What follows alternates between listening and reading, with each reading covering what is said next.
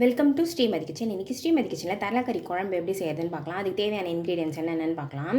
தலைக்கறி நல்லா க்ளீன் பண்ணி அதில் இருக்க முடியெலாம் எடுத்துகிட்டு நல்லா வாஷ் பண்ணி எடுத்து வச்சுருக்கேன்.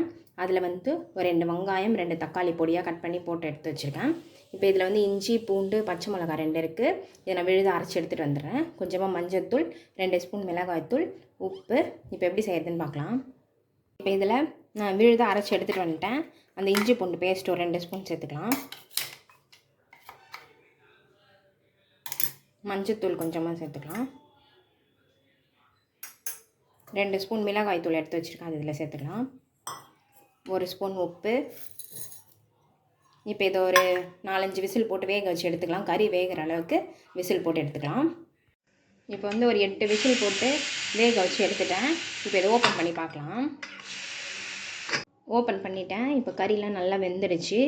பாருங்க, சூப்பராக வந்துடுச்சு. இப்போ இதை தாளிச்சிக்கலாம். ஃபஸ்ட்டு ஒரு கடாயை வச்சுருக்கேன். அதில் கடலை எண்ணெய் சேர்த்துக்கிறேன். எண்ணெய் நல்லா காஞ்சிடுச்சு. இப்போ இதில் சோம்பு, கிராம்பு, 2 ஏலக்காய், ஒரு பட்டை, கொஞ்சம் மசாலாலாம் வச்சுருக்கேன், அதில் சேர்த்துக்கலாம்.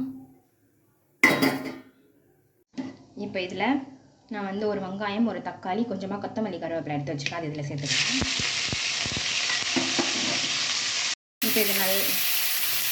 இப்போ இதை நல்லா வதக்கிடலாம்.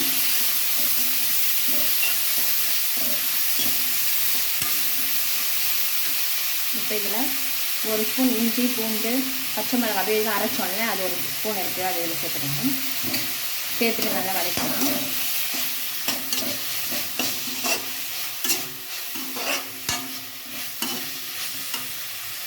வெங்காயம் தக்காளி இஞ்சி பூண்டு பேஸ்ட்டு எல்லாம் நல்லா வதங்கிடுச்சு. இப்போ நம்ம கறியை தலைக்கறி எடுத்து இதில் சேர்த்துக்கலாம். வேக வச்ச கறி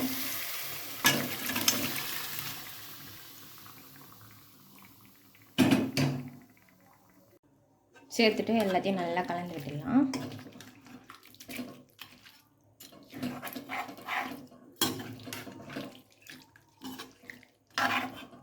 இது அப்படியே கொஞ்ச நேரம் கொதிக்கட்டும்.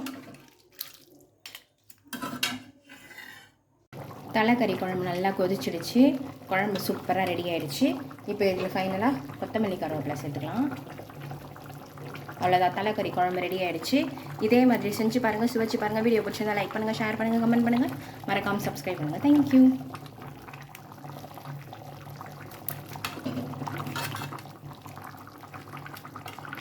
இதிலே உங்களுக்கு தலைக்கறி பெரட்டல் வேணும்னா இதிலே கடைசியாக மிளகுத்தூள் அரைச்சி ஊற்றிட்டிங்கன்னா தலைக்கறி பெரட்டல் ரெடி ஆகிடும்.